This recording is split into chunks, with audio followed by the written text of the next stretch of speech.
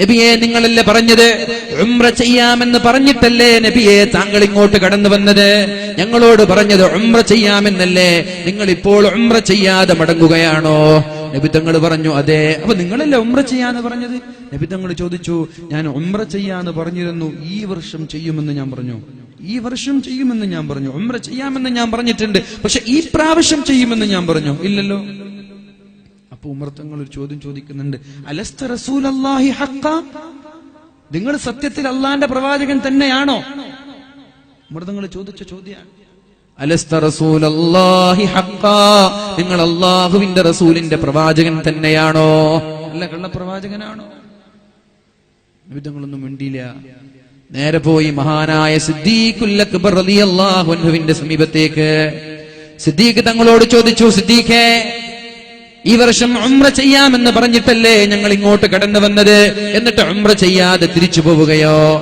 സിദ്ദീഖ് തങ്ങളും ചോദിച്ചു, ഉമറേ, ഈ വർഷം ഉംറ ചെയ്യുമെന്ന് അല്ലാഹുവിന്റെ ഹബീബ് പറഞ്ഞിട്ടില്ലല്ലോ.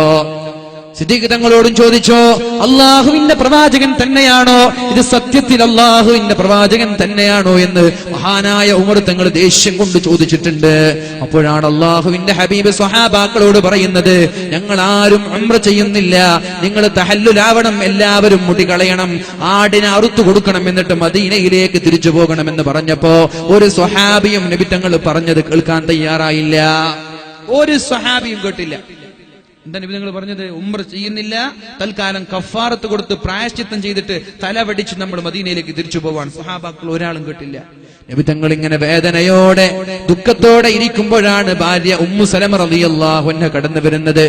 യാ റസൂലല്ലാഹ്, അല്ലാഹുവിന്റെ ഹബീബേ, എന്തിനാണ് ദുഃഖിച്ചിരിക്കുന്നത്? എന്തേ, നിങ്ങൾക്ക് എന്തു പറ്റി നബിയേ? അപ്പോഴാണ് അല്ലാഹുവിന്റെ ഹബീബ് പറയുന്നത്, ഞാൻ എന്റെ സ്വഹാബാക്കളോട് ഒരു കാര്യം പറഞ്ഞിട്ട് സ്വഹാബാക്കൾ അത് കേട്ടിട്ടില്ലല്ലോ, സ്വഹാബാക്കൾ അത് കേൾക്കുന്നില്ലല്ലോ. ഞാനൊരു കാര്യം പറഞ്ഞു, സ്വഹാബാക്കൾ കേട്ടിട്ടില്ല, എനിക്ക് വല്ലാത്ത വിഷമം തോന്നിയെന്ന് അല്ലാഹുവിന്റെ ഹബീബായ റസൂലുള്ളാഹി സ്വല്ലല്ലാഹു അലൈഹി വസല്ലം മഹദിയായ ഉമ്മു സലമ റളിയല്ലാഹു അൻഹയോട് പറഞ്ഞപ്പോഴാണ് ഉമ്മു സലമ റളിയല്ലാഹു അൻഹ പറയുന്നത്, യാ റസൂലല്ലാഹ്, അല്ലാഹുവിന്റെ മുത്തുനബിയെ, ഞാൻ നിങ്ങൾക്കൊരു ഉപഹാരം, ഒരു ഐഡിയ പറഞ്ഞു തരാം, ഒരു ഉപായം പറഞ്ഞു തരാം. നിങ്ങൾ ആരോടും ആരോടും മിണ്ടരുത്. നിങ്ങൾ നിങ്ങളുടെ തലയുടെ മുടിയെടുത്ത് കഫാറത്ത് കൊടുക്കണം നബിയെ, എന്നിട്ട് നിങ്ങൾ മദീനയിലേക്ക് മടങ്ങണം നബിയെ, എന്നിട്ട് നിങ്ങൾ ഉംറയിൽ നിന്ന് തഹല്ലുലാവണം നബിയെ. ഇത് കേട്ടപ്പോ നബി തങ്ങൾക്ക് തോന്നി, നല്ല ഐഡിയ ആണല്ലോ, നല്ല ഉപായമാണല്ലോ, നല്ല തന്ത്രമാണല്ലോ. നബി തങ്ങൾ നേരെ പോയി മുടി പഠിച്ചു കളഞ്ഞു. എന്നിട്ട് ഉംറ ചെയ്യാതെ പണങ്ങി പോകുന്നതിന്റെ പ്രായശ്ചിത്തമായി ആടിനറുത്തു. ഇത് കണ്ടപ്പോഴേക്കും സ്വഹാബാക്കളൊക്കെ ഞെട്ടിത്തിരിച്ചു. യാ അല്ലാഹ്, യാ അല്ലാഹ്, അള്ളാഹുവിന്റെ ഹബീബ് ഒരു കാര്യം ഏൽപ്പിച്ചിട്ട് ഞങ്ങൾ ചെയ്തിട്ടില്ലല്ലോ, ഹബീബ് ഏൽപ്പിച്ച കാര്യം ചെയ്യാൻ ഞങ്ങൾ മടിച്ചുവല്ലോ എന്ന് പറഞ്ഞിട്ട് സ്വഹാബാക്കൾ കൂട്ടം കൂട്ടമായി ഓടി മുടി കളയുകയും ആടിനെ അറുത്തു കൊടുക്കുകയും ചെയ്തു. എന്നാൽ ഉമർ തങ്ങളുടെ കഥ കേൾക്കണോ? ഈ ഒരു സംഭവം പറഞ്ഞ ഉമർ തങ്ങൾക്ക് വിഷമം പിടിച്ചു. പിന്നെ വർഷങ്ങളോളം നോമ്പ് നോക്കാൻ തുടങ്ങി, വർഷങ്ങളോളം രാത്രി നിസ്കരിക്കാൻ തുടങ്ങി, ഒരുപാട് അടിമകളെ മോചിപ്പിക്കാൻ തുടങ്ങി. എന്നിട്ട് മഹാനായ ഉമർ തങ്ങൾ പറയാണ്, എന്റെ മനസ്സിന് സംതൃപ്തിയാകുന്നത് വരെ, അള്ളാഹു എനിക്ക് പുറത്തു തന്നു എന്നും അള്ളാഹു എന്നെ തൃപ്തിപ്പെട്ടു എന്നും തോന്നുന്നത് വരെ വർഷങ്ങളോളമാണ് ഇതിന്റെ പ്രായശ്ചിത്തമായി ഞാൻ നോമ്പ് നോറ്റത് എന്ന് മഹാനായ ഉമർ ഇബ്നുൽ ഖത്താബ് റളിയല്ലാഹു അൻഹു പറയുന്നുണ്ട്. എന്നാൽ അള്ളാഹുവിന്റെ ഹബീബ് അവിടെ ഉപയോഗിച്ചത് വിവേകമാണ്, വികാരമല്ല. ഉമർ തങ്ങൾ ഉപയോഗിച്ചത് വികാരമാണ്. ആ ഒരു വിവേകം നമ്മളും ഉപയോഗിക്കുക. നമ്മളിവിടെ വികാരം ഉപയോഗിച്ച് പള്ളിയുടെ ഉസ്താദിനെ കൈത്തെടുത്ത് കൊന്നപ്പോ വടിയും വാളും കുന്തവുമായി ഇറങ്ങി ഇവിടെ പ്രശ്നം ഉണ്ടാക്കി. എന്താ ഇവിടെ നേടാൻ പോകുന്നത്? നിരപരാധികൾ കൊല്ലപ്പെടും, കൊലപാതകം നിസ്സാരവൽക്കരിക്കപ്പെടുകയാണ്. ഒരു പൈങ്കിളിയെപ്പോലും നോവിക്കരുത് എന്ന് പഠിപ്പിച്ച മതമാണ് പരിശുദ്ധ ദീൻ മുത്തു റസൂലുള്ളാഹ്. സല്ലപിക്കുന്ന ഇണക്കിളികളെ അരുത്, കാട്ടാള അരുത്, അരുത് കാട്ടാള അരുത്.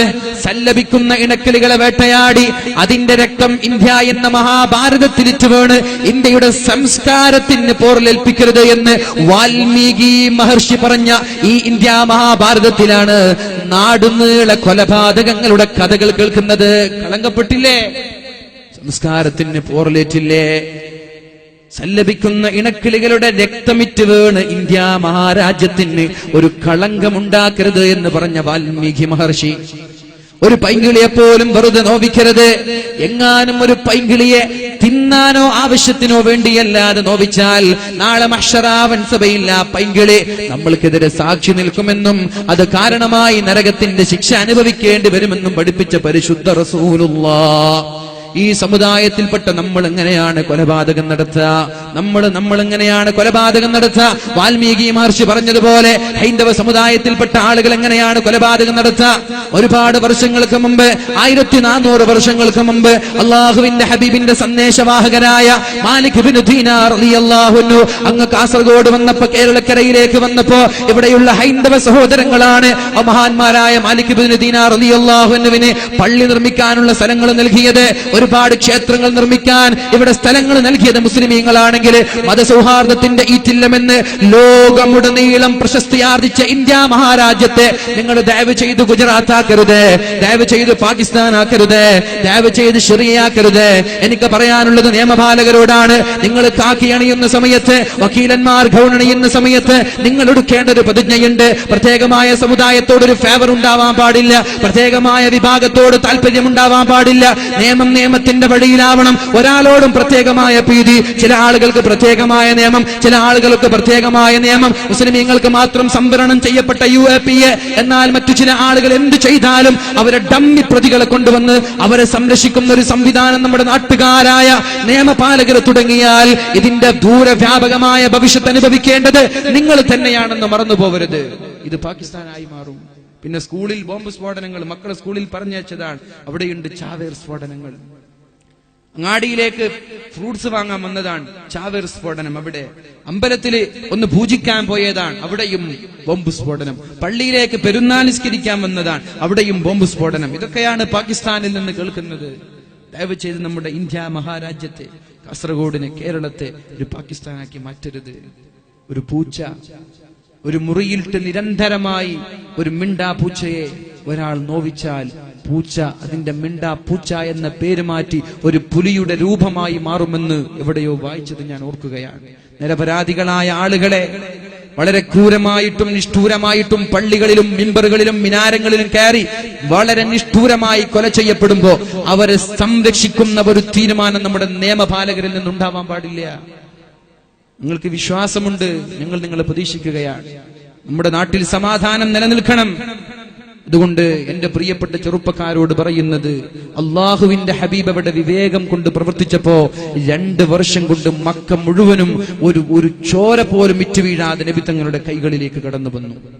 സ്വഹാബാക്കൾ പറയാണ്, ഫതഹു മക്ക, മക്കയിൽ അല്ലാഹുവിന്റെ ഹബീബും സ്വഹാബാക്കൾക്കും മക്ക വിജയമുണ്ടായത് സത്യത്തിൽ മക്ക വിജയം അന്നല്ല ഉണ്ടായത്. ഹുദൈബിയ സന്ധി നടന്നപ്പോ അല്ലാഹുവിന്റെ ഹബീബ് വികാരത്തിന് അടിമപ്പെടാതെ വിവേകം കാണിച്ചതുകൊണ്ടാണ് മക്കത്തുൽ ഫതഹ്, വിശാലമായ മക്ക എന്ന നാട് അല്ലാഹുവിന്റെ ഹബീബിന് തിരിച്ചു ലഭിക്കാനുള്ള കാരണം അന്നത്തെ ക്ഷമയായിരുന്നു, സംയമനമായിരുന്നു എന്ന് മഹാന്മാരായ സ്വഹാബാക്കൾ പഠിപ്പിക്കുമ്പോ എന്റെ പ്രിയപ്പെട്ട ചെറുപ്പക്കാരാ, എന്റെ പ്രിയപ്പെട്ട കാസർഗോട്ടിലുള്ള സ്നേഹനിധികളായ സുഹൃത്തുക്കളെ, എനിക്ക് പറയാനുള്ളത് സംയമനമാണ് നമ്മുടെ ആയുധം. നമ്മുടെ ആയുധം ക്ഷമയാണ്. അള്ളാഹുവിനോട് ദുആ ചെയ്യലല്ലാതെ പരിഹാരമില്ല. ഇവിടെ കൊലപാതകം ചെയ്യപ്പെട്ട ക്രിമിനലുകളായ ആളുകൾക്ക് ശക്തമായ വകുപ്പുകൾ വാങ്ങിച്ചു കൊടുക്കാൻ വേണ്ടി നമ്മൾ പോരാടണം. അതിന്റെ പേരിൽ ഒരു രക്തം പോലും നമ്മുടെ കാസർഗോഡ് വീഴാൻ പാടില്ല. അതിന്റെ പേരിൽ ഒരു രക്തം പോലും നമ്മുടെ കേരളത്തിൽ വീഴാൻ പാടില്ല. അതിനൊരു പ്രതികാരമായൊരു രക്തം പോലും, ഒരു പാവപ്പെട്ട ഭാര്യ പോലും ഇവിടെ വിധവയാവാൻ പാടില്ല. ഒരു പാവപ്പെട്ട മക്കൾ പോലും ഇവിടെ യത്തീമായി അനാഥരായി മാറാൻ പാടില്ല. എന്തിനാണ് ആരെയൊക്കെ കൊലപ്പെടുത്തിയിട്ട് എന്ത് നേട്ടമാണ് നമ്മൾക്ക് ലഭിക്കാൻ പോകുന്നത്? ഒരുപാട് അനാഥമാർ, ഒരുപാട് വിധവമാർ, ഒരുപാട് ഉപ്പയില്ലാത്ത മക്കൾ, മക്കളില്ലാത്ത ഉപ്പമാർ ലോകത്തിന്റെ കണ്ണുനീര് കുടിച്ചിട്ട് എന്ത് നേട്ടമാണ് നമ്മൾക്കുള്ളത്? പക്ഷേ എനിക്ക് പറയാനുള്ളത്, ക്രിമിനലുകളായ ആളുകളെ സംരക്ഷിച്ചിട്ട് ഒരുപാട് ഡമ്മികളെ ഇറക്കിയിട്ട് ക്രിമിനലുകളെ സംരക്ഷിക്കുന്ന സംവിധാനം ഇനിയും നമ്മുടെ നാടുകളിൽ തുടർന്നാൽ ഇതിന്റെ സൈഡ് എഫക്റ്റായി, ഇതിന്റെ ദൂരവ്യാപകമായ ഭവിഷ്യത്തുകൾ ഇനി വരാനിരിക്കുന്ന വർഷങ്ങളിൽ നമ്മുടെ നാടുകളിൽ ഉണ്ടായാൽ ആരൊക്കെയാണോ ഇതിനൊത്താശ ചെയ്യുന്നത്, ആരൊക്കെയാണോ ഇവരെ സംരക്ഷിക്കുന്നത്, ആരൊക്കെയാണോ അവർ വാദിക്കുന്നത്, അവരുടെ വീടിൽ പോലും സ്വസ്ഥതയോടെ കിടന്നുറങ്ങാൻ പറ്റൂല. അത് നിങ്ങൾ വിചാരിക്കണ്ട. ഇത് ലൈഫ് ഈസ് ആൻ എക്കോ എന്നാണ്. ജീവിതം എന്നാൽ ഒരു പ്രതിധ്വനിയാണ്. ഇന്ന് ചെയ്തത് നാളെ നമ്മൾക്ക് കിട്ടും. ഉപ്പ് തിന്നവൻ വെള്ളം കുടിക്കുമെന്നതിൽ സംശയമില്ല. വർഗീയ ചിന്തകൾ ഉണ്ടാക്കി 4 വോട്ടിന് വേണ്ടി മുസ്ലിമിനെയും ഹിന്ദുവിനെയും സ്പർദ്ധയുണ്ടാക്കി ഭിന്നിപ്പിക്കാൻ ശ്രമിക്കുന്ന ആളുകളോട് പറയാനുള്ളത്, എന്തിനാണ് ഈ ആഭാസങ്ങൾ കാട്ടിക്കൂട്ടുന്നത്? ഒന്ന് നിർത്താനുള്ള സമയമായിട്ടില്ലേ? എന്തിനാണ് പാവപ്പെട്ട ഉമ്മമാരുടെ കണ്ണുനീര് കുടിക്കുന്നത്? നിർത്താനുള്ള സമയമായിട്ടില്ലേ? എന്ത് നേട്ടമാണ് ഒരു പാവപ്പെട്ട ഉസ്താദിന്റെ ചോര കൊണ്ട് എന്ത് നേട്ടമാണ് നിങ്ങൾക്കുണ്ടായത്? ഞാൻ പറയട്ടെ, നമ്മുടെ കേരളത്തിൽ ഈ അടുത്തൊരു കൊലപാതകം നടന്നു. കാസർഗോഡ് ജില്ലയിലല്ല, വേറൊരു ജില്ലയിൽ. ആ കൊലപാതകം നടന്ന പ്രതികൾ പിടിക്കപ്പെട്ടപ്പോ 1 മാസം കൊണ്ട് ജാമ്യത്തിലിറങ്ങുകയുണ്ടായി. കേൾക്കണോ, 7 പ്രതികളിൽ 5 പേരും അപകടം കൊണ്ട് മരിച്ചുപോയി. ഈ അടുത്ത് നടന്നൊരു കൊലപാതകം. ഒരാൾ സൂയിസൈഡ് ചെയ്തു, ഒരാൾ കാർ ആക്സിഡന്റിൽ പെട്ടു, ഒരാൾ ബിൽഡിംഗിന്റെ മുകളിൽ നിന്ന് താഴെ വീണ് മരിച്ചു. അങ്ങനെ 5ഓളം ആളുകൾ വ്യത്യസ്തമായ കാരണങ്ങളാൽ മരിച്ചുപോയത് നമ്മുടെ കൺമുന്നിൽ തെളിവുണ്ടാകുമ്പോൾ നമ്മൾക്ക് ദുആ ചെയ്യാം സർവശക്തനായ അല്ലാഹുവിനോട്, അല്ലാഹുവേ ഈ ക്രിമിനലുകളെ നീ നശിപ്പിക്കണേ അല്ലാ. സമുദായത്തിന്റെ, നാടിന്റെ ഐക്യവും നാടിന്റെ സമാധാനവും തകർക്കാൻ ശ്രമിക്കുന്ന, ഇതിനു വേണ്ടി ഒത്താശ ചെയ്യുന്നവർ ആരൊക്കെ, അവർ രാഷ്ട്രീയ നേതാക്കളാവട്ടെ ആരുമാവട്ടെ, അവരെ നീ നശിപ്പിക്കണേ അല്ലാ. അല്ലാഹുവേ നമ്മുടെ നാട്ടിൽ നീ സമാധാനം നിലനിർത്തണേ അല്ലാ. അതുകൊണ്ട് എന്റെ പ്രിയമുള്ള ചെറുപ്പക്കാരായ എന്റെ സ്നേഹിതന്മാരെ, പള്ളിയിൽ കയറി കൊലപാതകം നടത്തുന്നത് നമ്മെ പ്രകോപിപ്പിക്കാനാണ്. ഉസ്താദുമാരെ വെട്ടുമ്പോഴേക്കും ഒരു മനുഷ്യന്റെ വികാരമുണരും. അതിന്റെ പേരിൽ നമ്മൾ അമ്പലങ്ങളിലേക്ക് കയറും. അരുത്, അരുത്. ഇത് ഇസ്ലാം പഠിപ്പിച്ച സംസ്കാരമല്ല. നിങ്ങൾ പഠിക്കണം. മഹാനായ സക്കരിയ നബി അലൈഹിസ്സലാം, മഹാനായ യഹ്യാ നബി അലൈഹിസ്സലാം, 2 പേരെയും ജൂതന്മാർ കഴുത്തറുത്തു കൊന്നതാണ്. എങ്ങനെ ഓടിപ്പോകുന്ന മഹാനായ സക്കരിയ നബി അലൈഹിസ്സലാം ഒരു മരത്തിന്റെ അകത്തളങ്ങളിലേക്ക് കയറിയപ്പോ അദ്ദേഹത്തിന്റെ ശരീരം 2 കഷ്ണമായി ഈർച്ചവാൾ കൊണ്ട് ഈർന്നുകൊണ്ട് വധിച്ചിട്ടുണ്ട് ജൂതന്മാരായ ആളുകൾ. അതുകൊണ്ട് ഇങ്ങനെയുള്ള പരീക്ഷണങ്ങൾ കാണുമ്പോൾ ദയവ് ചെയ്ത് വെപ്രാളപ്പെടരുത്. പരീക്ഷണം കൊണ്ടേ സ്വർഗത്തിലേക്ക് കടന്നെത്താൻ, സ്വർഗം കരസ്ഥമാക്കാൻ പറ്റുകയുള്ളൂ. അല്ലാഹു തആല പരിശുദ്ധമായ ഖുർആനിൽ നമ്മോട് പറയുന്നുണ്ട്, പഴയകാല പ്രതാപം ഞാൻ നിങ്ങൾക്ക് തിരിച്ചു തരാം. പഴയകാല പ്രതാപം ഞാൻ നിങ്ങൾക്ക് തിരിച്ചു തരാം. പക്ഷെ ഒരു ഡിമാൻഡ് ഉണ്ട്. ആരും നിങ്ങളെ ഫോക്കസ് ചെയ്യൂല. നിങ്ങൾ അറ്റാക്ക് ചെയ്യാനും നിങ്ങൾ ആക്രമിക്കാനും നിങ്ങൾ എതിർക്കാൻ ഒരാളുണ്ടാവൂല. ബാങ്ക് വിളിക്കുമ്പോ മടക്കി കുത്തിയിരുന്ന ഹൈന്ദവ വിശ്വാസികൾ ഒന്ന് മടക്കുത്തി താഴ്ത്തി വെച്ചിരുന്ന കാലം നമ്മുടെ കേരളത്തിൽ ഉണ്ടായിട്ടുണ്ട്. ബാങ്ക് വിളിക്കുന്ന സമയത്ത് വീട്ടിൽ ജോലി ചെയ്യുന്ന ഹൈന്ദവ വിശ്വാസികൾ ജോലി നിർത്തി മിണ്ടാതെ ഓച്ചാനിച്ച് നിന്ന സമയം നമ്മുടെ കേരളത്തിൽ ഉണ്ടായിട്ടുണ്ട്. അമ്പരന്തങ്ങളുടെയും കോന്തുനായരുടെയും മണ്ണാണിത്. സാമൂതിരിയുടെയും മാങ്ങാട്ടച്ചന്റെയും കുഞ്ഞായി മുസ്ലിയാരുടെയും നാടാണിത്. ഇവിടെയുള്ള ഐക്യവും അഖണ്ഡതയും തകർക്കപ്പെടരുത്. അതിനുവേണ്ടി നമ്മൾ പോരാടണം. പക്ഷേ നിയമത്തിന് വേണ്ടി നമ്മൾ വിശ്രമമില്ലാതെ അധ്വാനിക്കണം. രാഷ്ട്രീയ നേതാക്കൾ ഈ വേദിയിലോ സദസ്സിലോ ഉണ്ടെങ്കിൽ അവരോട് പറയാൻ, ഈ ക്രിമിനലുകളായ ആളുകളെ സംരക്ഷിക്കുന്ന ഒരു സംവിധാനം ഇനി ഉണ്ടാവാൻ പാടില്ല. ഞാൻ ചോദിക്കട്ടെ, പീഡനങ്ങൾ നടക്കുന്നുവെങ്കിൽ ഏറ്റവും കൂടുതൽ നടക്കേണ്ടത് UAE-യിലാണ്. GCC രാഷ്ട്രങ്ങളിൽ, യൂറോപ്പിലൊന്നും സഞ്ചരിച്ചിട്ടില്ല, അതുകൊണ്ട് അറിയില്ല അവിടുത്തെ കഥ എന്ത്. കുപ്പായം അഴിച്ചിട്ട് നടക്കുന്ന ഒരു ടീം ഏറ്റവും കൂടുതൽ UAE-യിലാണ്, അല്ലെ? കുപ്പായിടാതെ നടക്കുന്ന ഒരു ടീം UAE-യിലാണ്. അവിടെ ആണുങ്ങൾ ഫുൾ സ്ലീവും കൂളിംഗ് ഗ്ലാസും മുഴുവനും ഷൂസും ഒക്കെ ധരിച്ച് ഇൻസൈഡ് ചെയ്ത് നടക്കുമ്പോ ആണുങ്ങൾ ആകെ കാണാൻ ഇത്ര സ്ഥലമാണ്, എന്നാൽ പെണ്ണുങ്ങൾ ആകെ അത്രേ മറക്കുള്ളൂ. അതാണ് അവിടുത്തെ അവസ്ഥ. എന്നാൽ അവിടെയല്ലേ പീഡനം നടക്കേണ്ടത്? അവിടെയല്ലേ പീഡനങ്ങളും ബലാത്സംഗങ്ങളും കൊലപാതകങ്ങളും നടക്കേണ്ടത്? എന്തേ ഒരാൾ മറ്റൊരു പെണ്ണിനെ തോണ്ടുന്നില്ല? എന്തേ ഒന്ന് നോക്കുന്നില്ല? നമ്മുടെ നാട്ടിൽ ഇത്രയും സൂക്ഷ്മതയോടെ വസ്ത്രം ധരിച്ച് സംസ്കാരത്തോടെ ജീവിച്ചിട്ട് പോലും ക്രൂരമായ കൊലപാതകങ്ങളും ബലാത്സംഗങ്ങളും എന്തേ നടക്കുന്നത്? അതിന് കാരണം ഒന്ന് മാത്രമാണ്.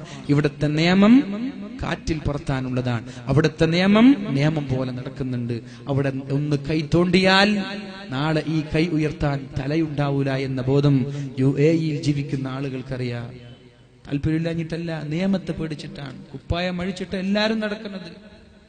ഒന്ന് തൊടാനും ഒന്ന് തോണ്ടാനും ഒന്ന് കൂടെ പോകാനും താല്പര്യമുണ്ട്. പക്ഷേ പേടി, തല പോകുമല്ലോ. പക്ഷെ ഇവിടെ അങ്ങനെയല്ല. ഇവിടെ ഇന്ന് ബലാത്സംഗം നടത്തി കൊന്ന് ഒരാഴ്ച കഴിയുമ്പോൾ ജാമ്യത്തിലിറങ്ങാണ്. അപ്പൊ അവർക്ക് ഉറപ്പായി ഇനി അടുത്ത ബലാത്സംഗം നടത്തിയാൽ എനിക്ക് വേണ്ടി വാദിക്കാൻ ഇവിടെ ആളുണ്ട്, എന്നാ പിന്നെ അടുത്ത പെണ്ണിനെ നോക്കി നടക്കും. അത് കഴിഞ്ഞ് അടുത്ത കൊലപാതകം നടന്നു, അടുത്ത ബലാത്സംഗം നടന്നു, വീണ്ടും ജയിലിലായി. ഒരാഴ്ച കഴിഞ്ഞ് വീണ്ടും വരും. ഇതയാൾക്കൊരു ഹോബിയാണ് ബലാത്സംഗം ചെയ്യും. എന്റെ ഗോവിന്ദച്ചാമിക്ക് വേണ്ടി വരെ വാദിക്കുന്ന വക്കീലന്മാർ നമ്മുടെ നാട്ടിലുണ്ടാകുമ്പോ, ഗോവിന്ദച്ചാമി എന്ന് പറഞ്ഞാൽ പ്രബുദ്ധ കേരളം ഒന്നിച്ച് അദ്ദേഹത്തിനെതിരെ ശബ്ദിക്കും. ഇത്രയും വലിയ ക്രൂരമായ ബലാത്സംഗവും പീഡനവും ചെയ്ത ആളാണ്. അവന് വേണ്ടി വേറെ ശബ്ദിക്കാൻ ഇവിടെ ആളുകളുണ്ട്, വക്കീലന്മാരുണ്ട് എന്ന് പറയുമ്പോൾ നമ്മുടെ നാട്ടിൽ നീതിയിലുള്ള നിയമത്തിലുമുള്ള വിശ്വാസം നഷ്ടപ്പെട്ടുകൊണ്ടിരിക്കുകയാണ്. സമുദായത്തിന് പ്രത്യേകിച്ചിട്ട് കൈവെട്ടിയപ്പോൾ UAPA, തലവെട്ടിയപ്പോൾ ഒന്നുമില്ല. അങ്ങനല്ലേ നമ്മൾ കണ്ടത്? കൈവെട്ടിന് നമ്മൾ ഒരിക്കലും അവർക്ക് സപ്പോർട്ട് ചെയ്യല്ല. കൈവെട്ടിയപ്പോൾ UAPA, തലവെട്ടിയപ്പോൾ ഒന്നുമില്ല. തലയാണോ കൈയാണോ തലയെക്കാളും വലുത്?